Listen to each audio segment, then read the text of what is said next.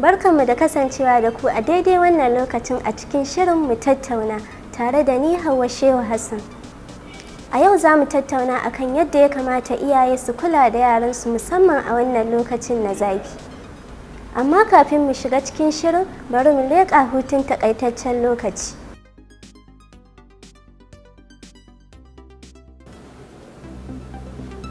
Ra'ayi riga kowa da irin tasa. Haka zalika, gyara kayanka dai ba zai zamto soke maraba ba. A bisa wannan dalili ne gidan talabijin da fasaha ya ɗauki nauyin kawo muku shiri na musamman. Mu tattauna.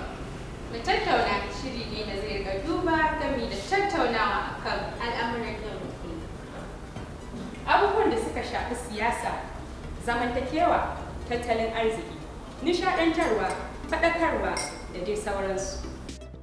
Hasashe ya nuna, alƙalma sun nuna, tabbas mace wacce ba ta iya girki ba, ta zama sori. Saboda haka jama'a. Biyo mu muna sauraron ku a koda yaushe domin jin ra'ayoyinku a shafinmu na sada zumunta.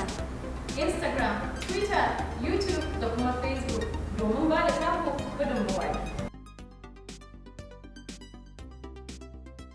Barkanmu da dawowa daga hutun takaitaccen lokaci.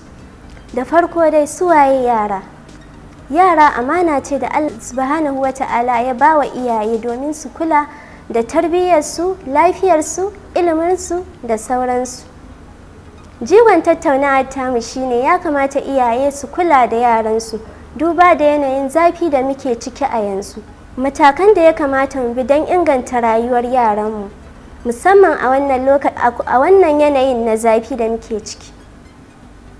Mataki na farko, ya kamata a samarwa da yara yanayi mai kyau, wato muhalli inda ya kamata su samu isasshiyar iska a wannan lokacin na zafi.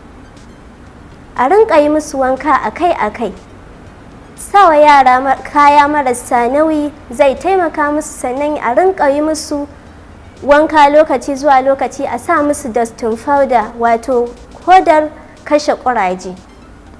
Shan ruwa akai-akai yana da matuƙar muhimmanci a wannan yanayin na zafi. A daina cusa yara a ɗaki saboda yawancin zaka ga an sa yara suna shaƙar numfashin 'yan uwansu. Don haka idan yara suna kwanciya kamar su huɗu a ɗaki, mu daina haɗa su guri ɗaya, sannan mu buɗe tagogi da windo da ƙofofi saboda cutar sanƙarau za su iya kamuwa da ita. Ya kamata iyaye mu duba. Idan akwai wadata tsakar gida a cikin gidan, ya kamata iyaye su sa wa yaransu gidan sauro saboda cutar cizon sauro.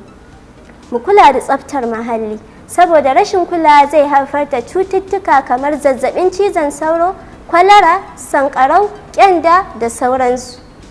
Mu kula da ruwan sha da irin abincin da ya kamata a ci saboda ciki yana ɓaci a wannan yanayin na zafi. Don haka mu kula sosai. Yana da kyau a wanke hannu lokacin da za su ci abinci domin za su je su yi taɓe-taɓe kuma sannan su zo su ɗau abinci su ci. Sannan ko da yaushe su rinƙa saka takalmi, kar su rinƙa fita haka saboda kar su je su taka wani abu a waje. A nan nake ƙara jan hankalin iyaye da su dage wajen kula da yaransu domin yara amana ce da Allah subhanahu wata'ala ya bamu. Mu yi ƙoƙari mu kula da su ko da yaushe.